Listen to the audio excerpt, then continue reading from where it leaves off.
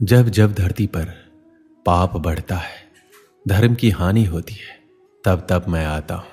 ये तो आप सब जानते हैं, किंतु क्या कभी आपने ये सोचा है क्यों मैं इस धरा का जीव बन के ही अवतरित हुआ? क्यों मैं मनुष्य के रूप में ही आपके बीच रहता हूं? आज बताता हूं। संसार में पाप और पुण्य संतुलन में चलते हैं, किंतु जब पाप सीमा से आगे बढ़ जाता है, मुझे यहां आना ही होता है।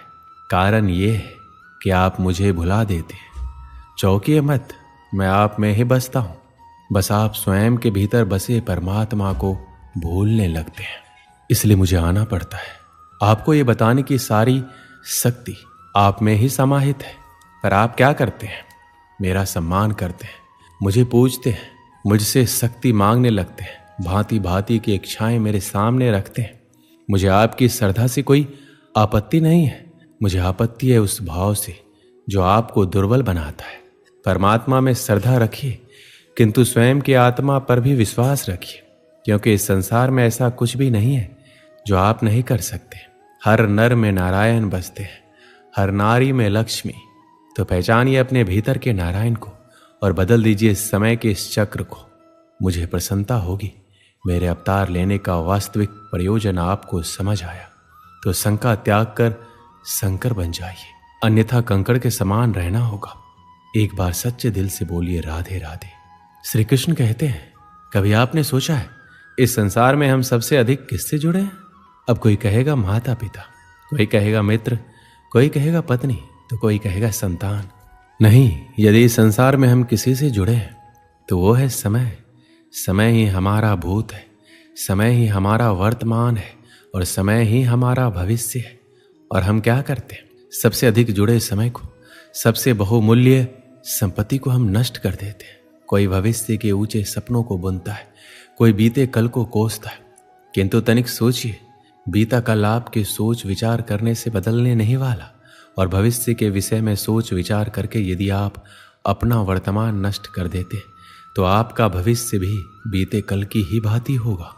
इसलिए आज के विषय में सोचिए, उसे उत्तम बनाइए। आपका भूतकाल और आपका भविष्य अपने आप उत्तम हो जाएगा। श्री कृष्ण कहते हैं, मनुष्य का स्वभाव है कमाना, संग्रह करना, फिर चाहे वो धन हो, नाते हो, संबंध हो या प्रसन्नता। परंतु क्या आपने कभी सोचा है नियति ने ये संग्रह करने की प्रकृति मनुष्य में क्यों डाली? एक बीज से पौधा पनपता है, उसके भोजन से फल संग्रहित होता है। क्यों? इसलिए ताकि वृक्ष उसे स्वयं खा सके? नहीं, बल्कि इसलिए ताकि वो भूखे जीवों में बांट सके। अब आप पूछेंगे इसमें वृक्ष का क्या लाभ? लाभ है, क्योंकि जो बांटता है वो मिटता नहीं। जो फल ये जीव खाते हैं वो उसके बीजों को वातावरण में बिखेर देते हैं, जिससे जन्म लेते हैं नए वृक्ष। उसकी जाति, उसका गुण, उसकी मिठास समर हो जाती है। इसलिए याद रखिए, अमीर होने के लिए एक एक क्षण संग्रह करना पड़ता है, किंतु अमीर बनने के लिए एक एक कण बांटना पड़ता है। श्री कृष्ण कहते हैं, संसार में सबसे बड़ी शक्ति क्या है? अब आप में से कुछ कहेंगे शस्त्र की, कोई कहेगा बुद्धि की, तो कोई कहेगा बल, किंतु ये सब अधूरे हैं। संसार में सबसे बड़ी शक्ति है मित्रता। यदि सच्ची मित्रता प्राप्त हो जाए तो वही सबसे बड़ा धन है। जब आप कठिनाइयों में होंगे तो मित्रता शस्त्र बनकर सहायता करेगी। मार्ग भटक जाओगे तो मित्रता शास्त्र बनकर आपका राह दिखाएगी।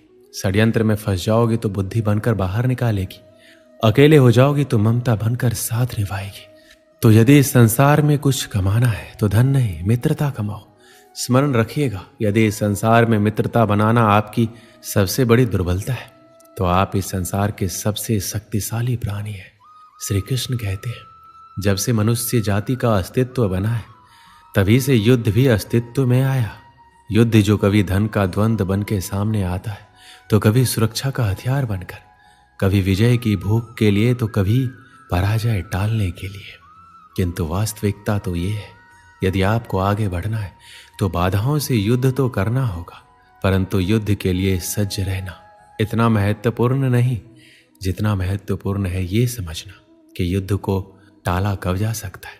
क्योंकि सबसे सफल युद्ध वही होता है जो कभी लड़ा ही ना चाहे। आप युद्ध में विजय प्राप्त करके स्वयं का मान तो बढ़ा लोगे, किंतु अपना बल खो दोगे।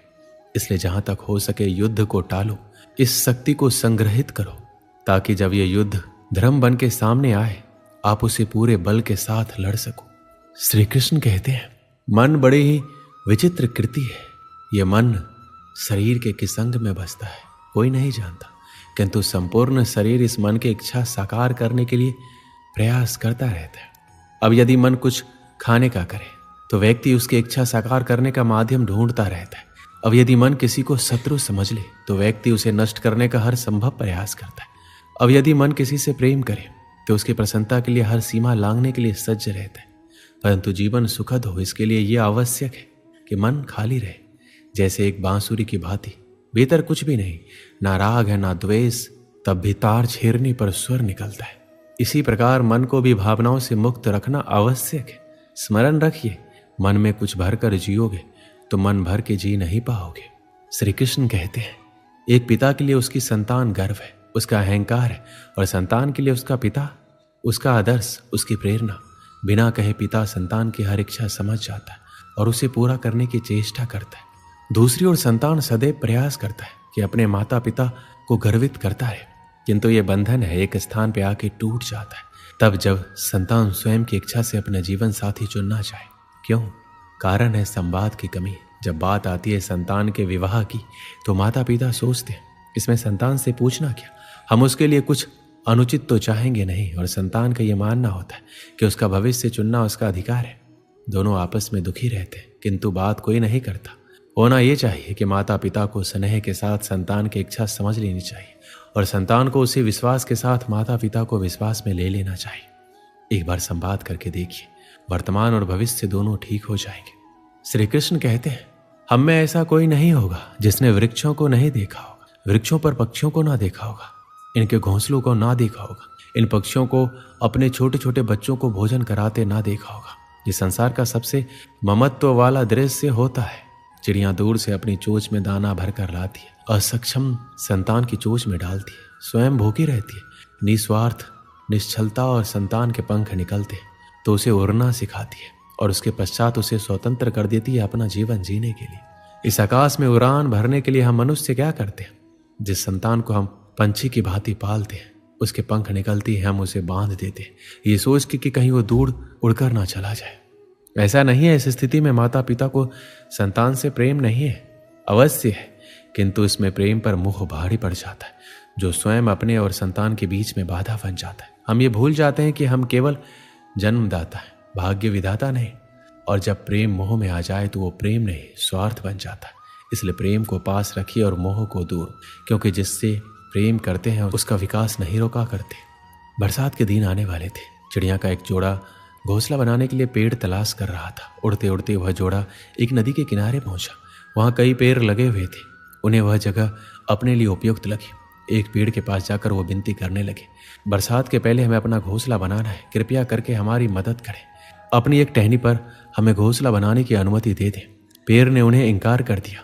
पेड़ के इनकार से चिड़िया के जोड़े को बहुत बुरा लगा। जाते जाते वो बोले, इतना अहंकार अच्छा नहीं है, एक दिन तुम भी टूटोगे और तुम्हारा अहंकार भी। पेड़ कुछ कह पाता उससे पहले वो उड़ गए। उड़ते उड़ते वो नदी के पास स्थित जंगल में पहुंचे। वहां एक पेड़ से घोंसला बनाने की अनुमति मांगी। पेड़ सहर्ष तैयार हो गया। चिड़िया का जोड़ा उस पेड़ पर घोंसला बनाकर खुशी खुशी रहने लगा। बरसात का मौसम आ गया, लेकिन अब वो दोनों अपने घोंसले में सुरक्षित थे। एक दिन आंधी तूफान के साथ घनघोर बरसात हुई और वह पेड़ टूट कर गिर गया, जिसने चिड़िया के जोड़े को अपनी शाखाओं पर घोंसला बनाने की अनुमति नहीं दी थी। तूफान थमा और बरसात बंद हुई तो चिड़िया का जोड़ा नदी के पास पहुंचा। वहां उन्होंने उस पेड़ को नदी की तेज धार में बहते देखा। वो दोनों बहुत खुश हुए और पेड़ से बोले, हमने कहा था ना कि एक दिन तुम भी टूटोगे और तुम्हारा अहंकार भी। आज वो दिन आ गया, ये तुम्हारे कर्मों का फल है। पेड़ ने कहा, तुमने मुझे गलत समझा था। मैं पहले से जानता था मैं टूट जाऊंगा। मेरी जड़ें मिट्टी का साथ छोड़ रही थी, शाखाएं कमजोर हो गई थी, इसलिए मैंने उस दिन तुम्हें इनकार कर दिया था। तुम मेरी शाखा पर घोंसला बनाते तो आज जीवित ना रहते, लेकिन तुम्हें मेरा इनकार बुरा लगा, उसके लिए क्षमा। पेड़ की बात सुनकर चिड़िया के जोड़े को अपनी सोच पर बहुत दुख हुआ। इस कहानी से हमें क्या सीख मिलती है? कई बार जीवन में हमें इनकार का सामना करना पड़ता है। जाहिर है इनकार सुनना किसी को पसंद नहीं। इनकार से हमारी भावनाएं आहत हो जाती और उस समय हम सिर्फ अपनी भावनाओं के बारे में सोचते हैं। हम खुले मन से ये विचार नहीं करते कि इनकार करने वाले की कोई मजबूरी रही होगी या उसने हमारे भले के लिए इनकार किया होगा। हम उसे भला बुरा कहते हैं, दूसरों के सामने उसकी बुराई करते हैं। क्या एक ना भी हम सकारात्मक तरीके से नहीं ले सकते? अब से जब भी कोई ना कहे तो उसे दिल से ना लगाए, उसका बुरा ना माने। हो सकता है किसी के एक ना आपको बड़ी मुसीबत से बचा रही हो। दोस्तों, इस वीडियो में बस इतना ही। नवरात्रि की आपको ढेर सारी शुभकामनाएं। मिलते हैं अगली वीडियो में। अपना ख्याल रखिएगा। जय श्री कृष्ण।